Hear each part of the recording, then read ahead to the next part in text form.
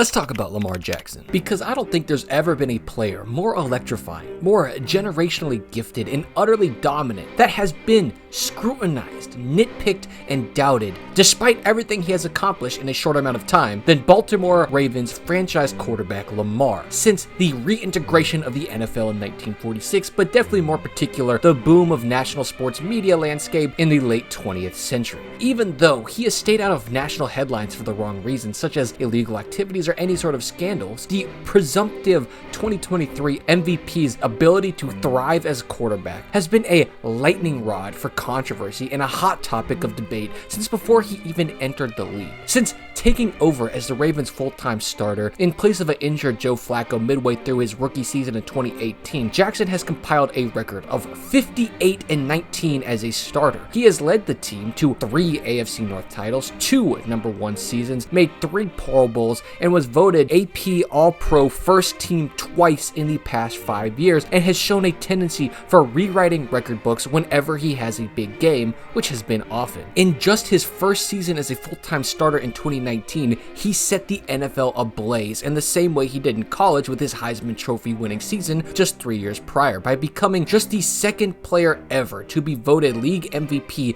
unanimously, with future Hall of Fame and 7-time Super Bowl champion Tom Brady being the only other. So where and when did the hate and doubt start, and why did it spread like wildfire throughout the nation, where these national talking heads are going to wait week in and week out for Lamar to have a single slip up, or God forbid not play like the absolute MVP he is, and use that to validate their previous points, ignoring all the good that he's doing. And to fully understand why this is happening, we've got to take a bit of an uncomfortable trip down memory lane to the pre-draft process leading to the 2018 NFL Draft, where this all really started. Super Bowl winning Hall of Fame executive Bill Polian was far from Jackson's first harsh critic and non-believer that he couldn't cut it as a quarterback in the NFL, even though he established himself as arguably the best and clearly most electrifying and dynamic player in college football history during his 3-year career at Louisville, while operating in a pro-style offense under former Cardinals head coach Bobby Petrino. However, Polian's opinion rose to the top of the crowd because of his illustrious resume as a talent evaluator. After all, shouldn't the man that made the wise decision to take Peyton Manning over Ryan Leaf with the first overall pick in the 1998 NFL Draft know what it takes to be an elite or even comparable signal caller at the highest level? He selected and or signed several elite players during his decades at the helm of the Indianapolis Colts and Buffalo Bills front office from the late 1980s to the back end of the early 2000s, and Polian, like many older executives at the time that came before him, still permeate around the league and believe that Jackson would have been better suited switching positions to wide receiver or running back given his incredible athletic play, and what was believed to be the lack of acumen and ability to play quarterback, which is the most intellectual position in all of sports. But in protest, Jackson refused to run the 40-yard dash or workout at any position other than quarterback. At the NFL Scouting Combine that spring, the Los Angeles Chargers reportedly still asked him to work out as wide receiver, and he declined. The damage had already been done though. The bell had been rung, and a dark shroud of doubt began to cloud the minds of scouts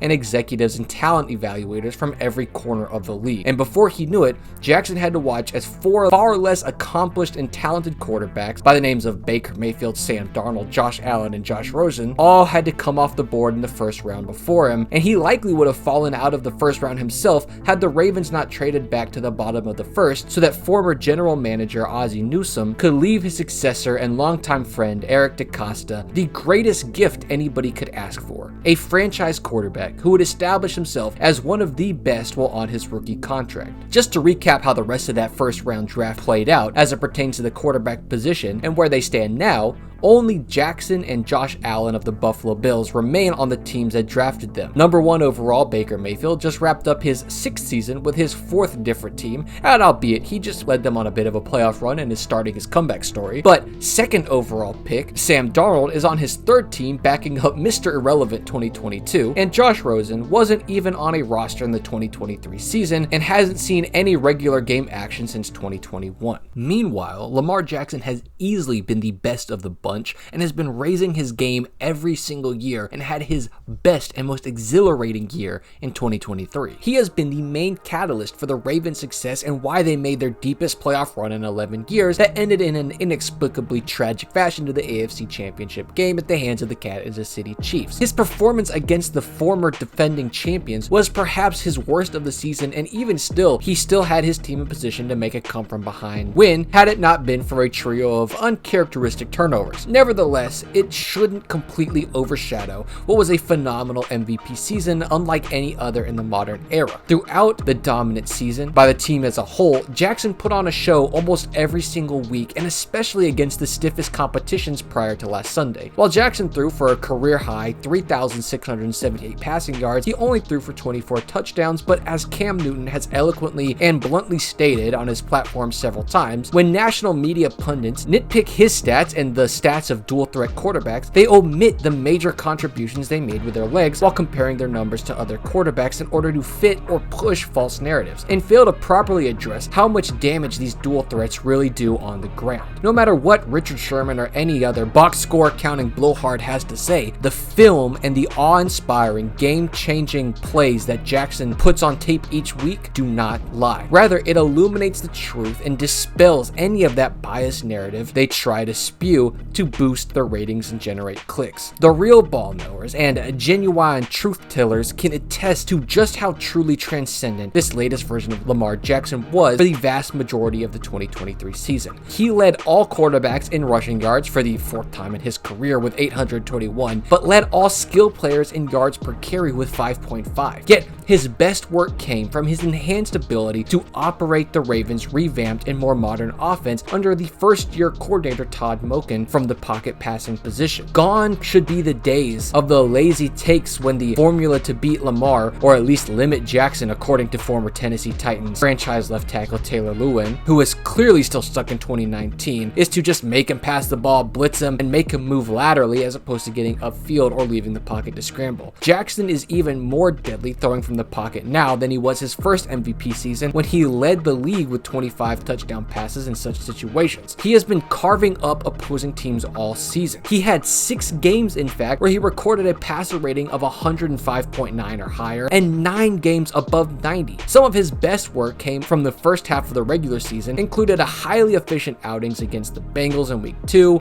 the Browns in weeks 4, the Steelers in week 5, had it not been for 7 drops by his wide receivers, and then of course the Lions in week 7. And in the second half of the season and down the stretch was when his second MVP campaign really began to pick up steam and take off. The Ravens played in 4 primetime games and emerged through the gauntlet of top contenders, not only with a 6-game winning streak to show for it, but utterly dominant shows of force and weekly highlight reels from Jackson, making magic happen, play in and play out, both within and outside of the structure designed for him, making something out of nothing more times than anybody could count on their hands or feet. His ultimate masterclasses, though, took place from weeks 14 to 17, when he outdueled Matthew Stafford and the Rams in an overtime thriller, outperformed Trevor Lawrence in a lopsided win over the Jags, and had phenomenal performances against NFC champion 49ers and Miami Dolphins in a 6-day span in back-to-back games before sitting out week 18 because the Ravens had already locked up the number 1 seed and had home field advantage. And unfortunately for Lamar, it seems like the goalposts just keep moving further and further back, no matter